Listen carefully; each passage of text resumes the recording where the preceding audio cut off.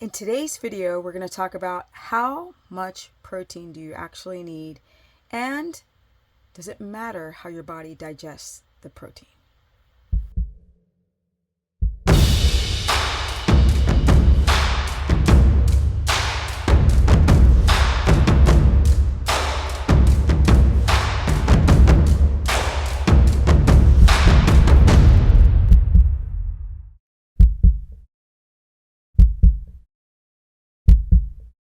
What's up, everyone? Welcome to my very humble channel where I like to clear up the nutritional clusterfuck of madness. It's so confusing.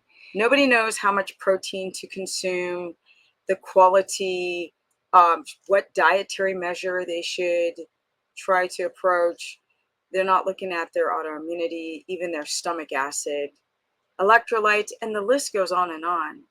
I kind of like to clear up some of the garbled trends that are not logical. And sometimes you have to take a step back and really think about what some of these people are saying.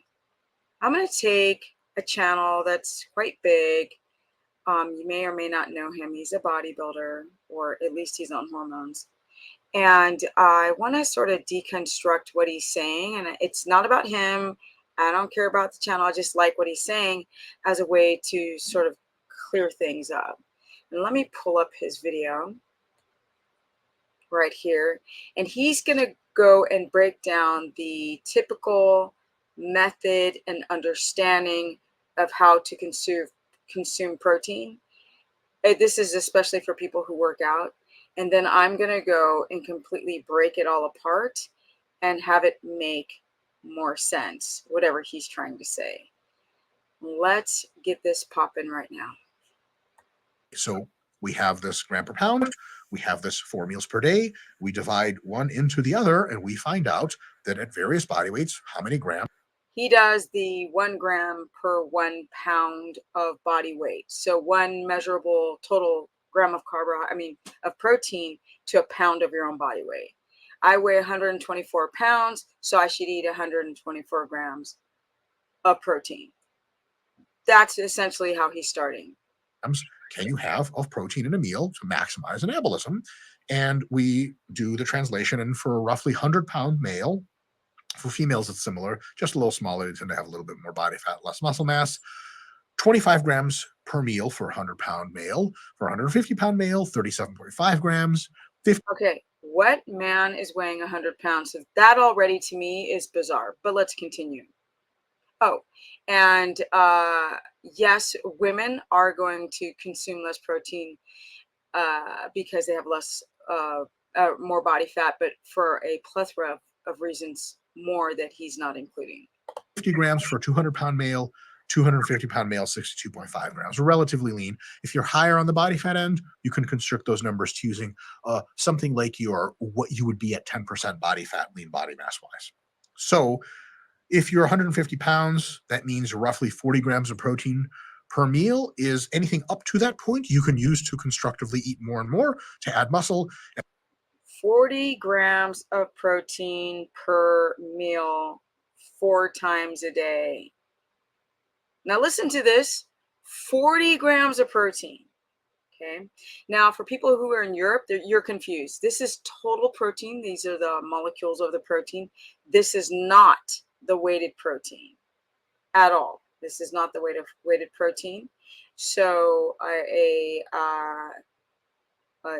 40 grams, let me get this right, 40 total grams, 25 grams of protein total is around 117 to 18 grams in weight. There's a difference between ounces and weighted grams, and then total grams of protein. So he's talking about 40 grams of total protein, which is around 130 something grams of weighted protein. Yeah. As if you're eating, let's say, 50 grams of protein per meal, 40 of that could potentially go towards processes that support muscle growth. The remaining 10 isn't bad for anything like that. It doesn't cost you muscle. It doesn't cost you health. It just will go to like energy or some other processes that don't support muscle growth. So if you're saying, hey, man, I got to get protein at this meal, and someone's like, how much protein? Let me make you a sandwich. If you weigh 150 pounds, you'd be like, 40 grams. And that's all you got to say. You can say higher if you just want more protein for the taste. And you can say, this again is very too simplified. 40 grams of protein for a 160-pound guy. Okay. lower because we don't have to eat this much. We'll get to that in just a bit. But if you want to maximize and for sure get as much protein as your body can handle for muscle growth, 40 grams ish is probably pretty good. All right. I mean, this to me, it's so annoying because he's not factoring in gluconeogenesis of excess protein that your body cannot use, how every single person's body works completely different. Now, the more muscle you have, the more GLUT4 receptor sites and receptors you have to uptake glucose. So if you're using protein and what you can eat turns back into sugar, people with muscle are able to uptake that sugar and use it, and people with not, which is like women have less lean mass compared to their body fat, or men whose testosterone levels are low, which is the majority of men today in modern societies. But he's not factoring this at all. He's just putting weight and then protein. You can have about 40 grams in a meal, so 40 grams of protein. So a typical chicken breast is about 25 to 28 grams of protein, which means that you can have a chicken breast and a half or a little bit more per meal 4 times a day, which is absolutely absurd. It's absurd, and I'll explain why. But let's listen to more. All right. That's method one. Method two is you examine directly through various kinds of measurement muscle protein synthesis and muscle protein breakdown. And that occurs in the protein feeding literature, which is pretty expansive. And the result. What does that mean? It's pretty expansive? You mean there's a lot of it? How about the factual sides of this and context? But that's okay. From there has tended to be something like 25 grams of protein per meal, tops out and maximizes your ability to add muscle. However, there are some serious limitations to that research that those researchers, to their credit, usually recognize. For example, it's usually just one meal at a time. So it doesn't let you get an understanding of what if it's multiple meals in a row. And it doesn't count for refractory periods. Or if you eat a lot of protein, there's a refractory period. If you eat a little, you're actually more sensitive to more protein after. There's compensatory effects where if you eat a little bit of protein in a meal, if you eat the next meal, if you have more protein, you actually do gain some more muscle than if you had had more protein in the meal before. To me, he's missing a couple steps, like caloric acid in the stomach. He's not thinking about protein byproducts like urea or the type of protein.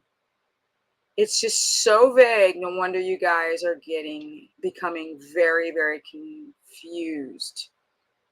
I mean, he's just spewing a bunch of stuff. So if I was a normal person, which most people are who watch these videos, I still wouldn't know what to do. I would just think, oh, 40 grams of protein. That's what I'm supposed to do. Before, those aren't really accounted for. So some of the estimates are for that reason off.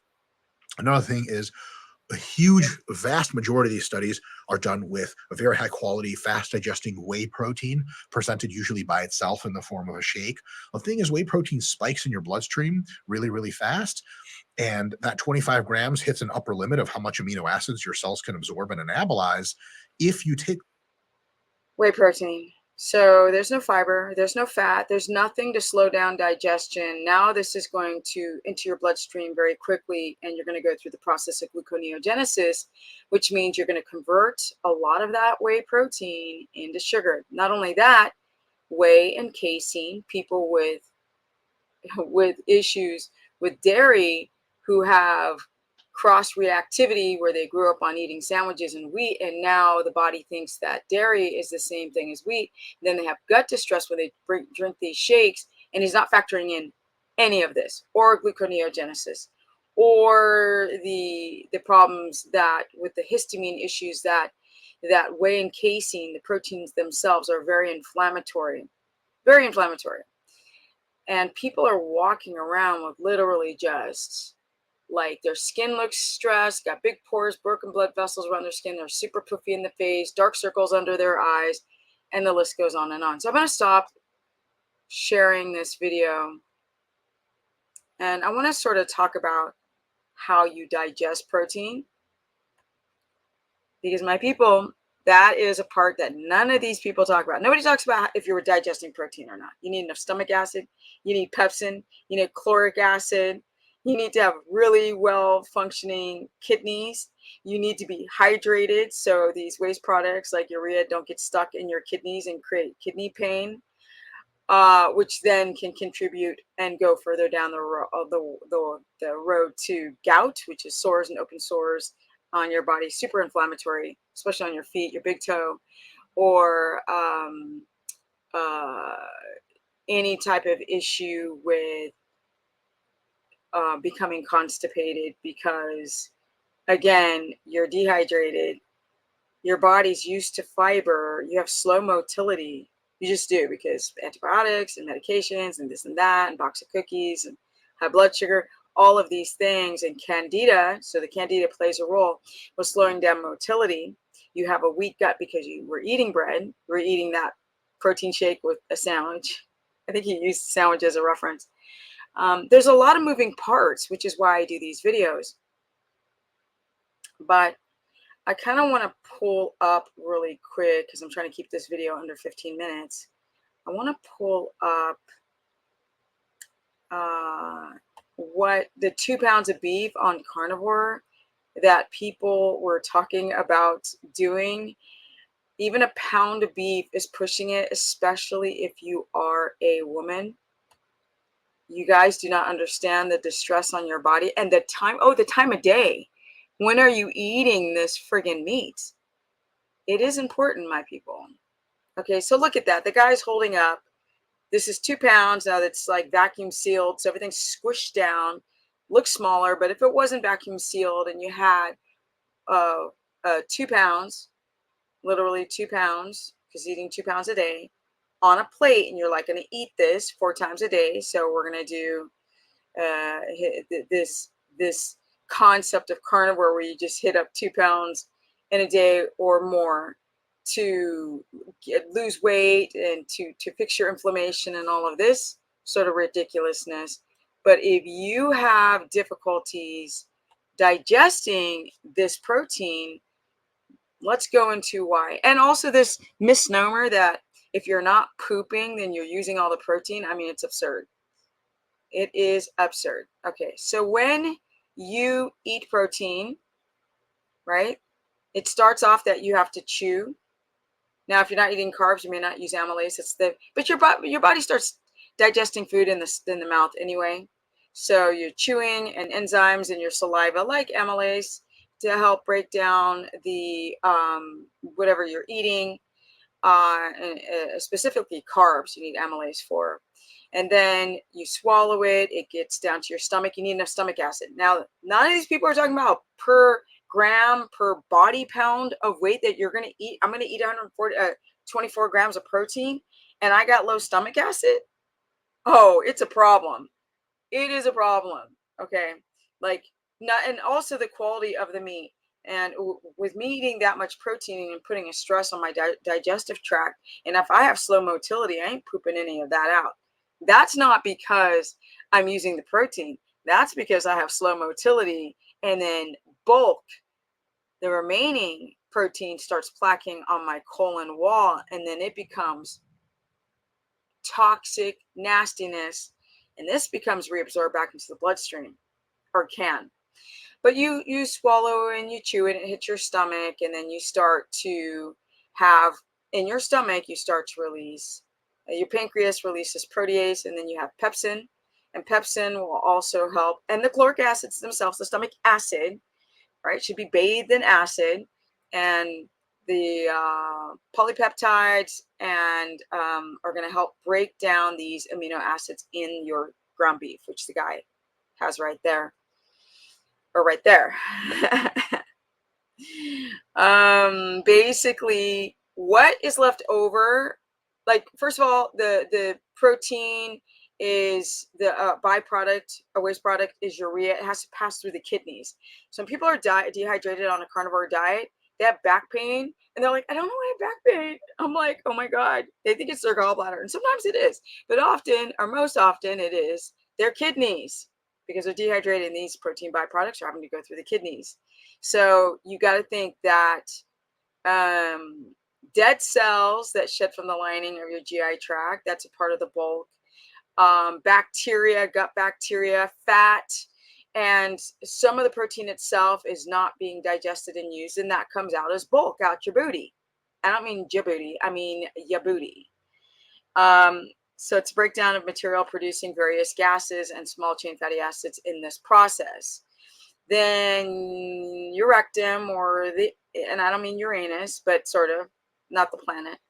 The remaining waste from the bulk of the food you ate, which is fecal matter, is then stored in your rectum, and then it's excreted out the other end. This is what's going on when you are eating protein. But look at that. That's a lot of meat. As a hunter-gatherer, we would never eat that much protein every single day. Most of you have slow motility. Most of you have candida. So candida is a fungal infection, yeast, fungus. It paralyzed the muscles that squeeze. You guys have dehydrated. Your stress, cortisol, slows down motility. A lot of you have a stuck ileocecal valve, and this is the valve that will allow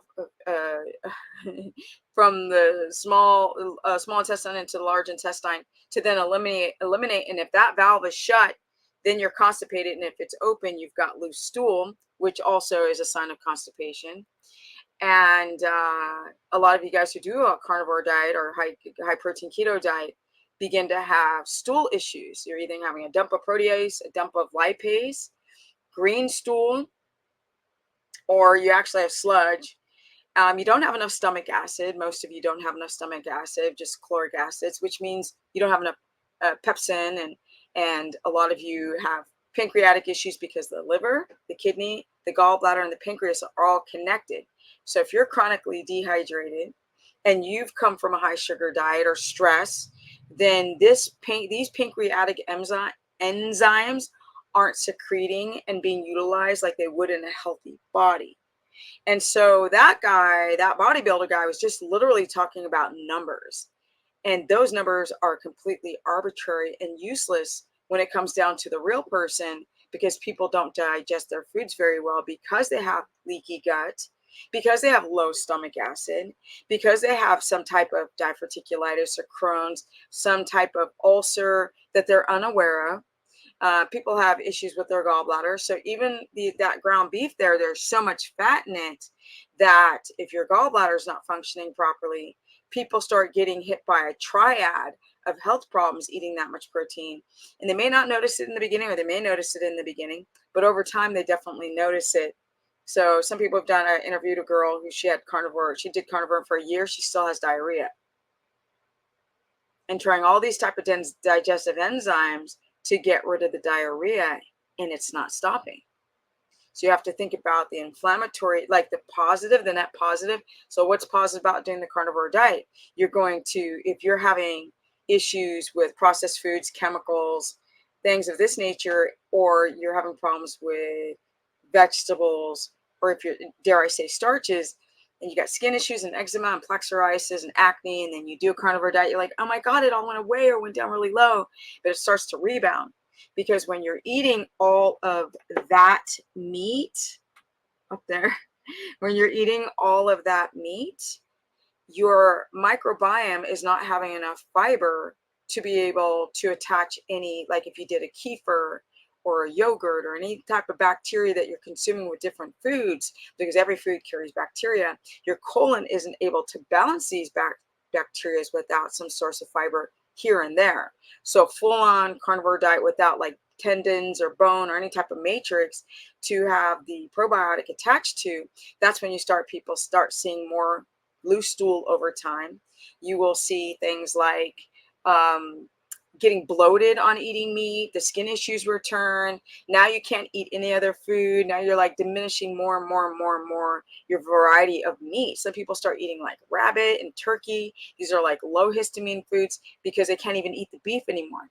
You got to think about the quality of that beef. Well, this is way over. This is way over the 15-minute upload, but that's okay. This beef, is it dry hung? Is it wet hung? Because if it's wet hung, you're going to have less of a reaction. If it's dry hung and it's been sitting for 30 days in some factory and bacteria is growing on it, you have to consider these small little details when you're trying to eat that many packages of ground beef, 2 pounds a day. Is it grass-fed beef? Because I'm learning that they put this pink stuff in it. I have to break up the words. Pink, and dare I say the next word, if you keep going down the road, slime. And these are chemicals to keep it looking nice and vibrant and fabulous and pink in the package. And it's awful for your health. There's so many things today done to the meats, to the animals. The animals are given a lot of, and now today they're given a new one for rhymes with Slovid. Yes, they put in that M&M stuff and the Robert and the apple into the meats, to the animals, essentially. So you're trying to build muscle, but your immune system is freaking out on all that protein. What your body doesn't use has to be reconverted back to glucose. And if you eat that much and you've got dysglycemia, that meat becomes like a candy bar to the body. This is dysglycemic people, right? Most people are dysglycemic. They can't stabilize their blood sugar, insulin and glucagon. Most people don't have muscle, right? That's very rare. That one video I showed was a guy who had muscle. He was on the juice, so he might be able to uptake a little bit more protein than the average person in terms of muscle growth, which when you are ketotic or in ketosis from not eating any carbs, your insulin is sensitive, which means it's a superhero, and you don't need a lot of protein to get the amino acids from that protein into the muscle so they'll grow when you're insulin sensitive. Because insulin is also, it's not only a carrier and distributor of glucose, but also of amino acids, which is protein from those packs of meat that you ate. And when you're insulin resistant, not only are you breaking that excess protein back into sugar, making you fat and making you like more insulin resistant or diabetic, but your muscles aren't growing when you're going to the gym, my people, because you don't have enough GLUT4 receptor development to uptake and use that glucose. It's just constantly being converted into sugar, and it ends up acting like a candy bar. And if you don't believe me, this whole per gram of per pound of body weight, go use a glucometer and see how that concept of 40 grams per meal 4 times a day is totally debunked. Like hardcore friggin' debunked. And it's really great to use a glucometer for those who are confused how much protein they should actually consume. And you have to consider the histamine, and you have to consider the stomach acid, and you have to consider the protease and your gallbladder to be able to consume more and more fatty meats, or else you're going to be in trouble. And if you find yourself not being able to poop, something's wrong. That means that bulk the waste of what your body's not using, and plus the bacteria and all of this can plaque onto your colon, and the motility stops and you become constipated. And if you're doing a carnivore diet and it's not high fat and moderate to low protein, you can affect the HPA axis because you're not getting into ketosis with all that meat. How much meat? It really is the individual. I really think you should use a glucometer, but as a general rule, men under 100 grams. Yeah, most men, average height is 5'10". So if you're between 5'10" and 6 feet tall or 6'1", I wouldn't go over 85 to 90 grams of protein. And if you're taller, like if you're a 6'5" guy and you're lifting, your protein's going to go over 100, but not by much. You don't need a lot of protein. Our hunter-gatherers weren't eating protein every freaking second of the day. It's not it's illogical. Illogical. You're not going to use all that protein. No way. Our primal bodies, these bodies are designed to be outside, my people. They're not designed to have these sealed, vacuum sealed, things stuck in a freezer and then plop it out on the Barbie and have that every day. Our digestion doesn't work that way at all. And what time you eat the food is everything. Because when you're eating late at night, motility and digestion slows down. So you're not going to even digest that. So that's going to putrefy in your stomach and turn into a toxic hazard mess. That's why a lot of you guys aren't hungry in the morning. It's because you're eating too much food, too much meat at night. Because some of you guys are still doing intermittent fasting and 1 meal a day, which is just awful. And when you're dehydrated, doing 1 meal a day, and you're not getting enough fat, and you have developed a food disorder of eating too much protein and binging on protein, now you know why. You don't need a lot of protein to build muscle. Don't need a lot of protein to build muscle. Don't need a lot of protein to build muscle as a woman of 55 going on 56. If you guys want to learn more, go to stephanieperson.com, sign up for a consultation. I know how to set you guys with the proper macros. There's a lot of noise out there, very confusing noise, but my whole life is about learning from you guys.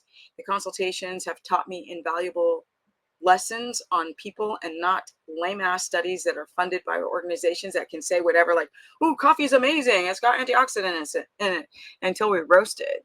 It's like you just got to be very, very careful. If anybody's making food sound so easy, oh, you just fast, or you do 1 meal a day, or you do the HCG diet, you do the carnivore diet, and everything's going to be perfect, they ain't telling the whole story.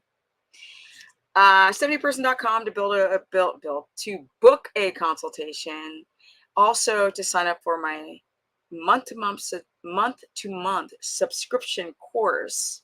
And that's $15 a month, where I cover low carb, high fat, keto, omnivore, and carnivore, because some of you guys are hypoglycemic and have really bad gallbladders. And so you can't just do straight go into the keto land of carnivore or keto. And how long should you do carnivore? Should you do keto? The last consultations I've done, people aren't really sure what diet they should do with their problems, with their thyroid, with their constipation, or with their low and chronic fatigue energy. So interesting, the body. The signups for the challenge will be in September. I will release the official date because I'm still doing prizes and ways to promote it. But it's coming. And I'm out. Energy at 55, going on 56. So much to learn. It's super interesting. Stephanie, the business person on my Facebook fan page, Stephanie Ketogenic on my Instagrammy. I'm out. Pretty interesting. Peace. Energy. And I'm out. I gotta stop recording.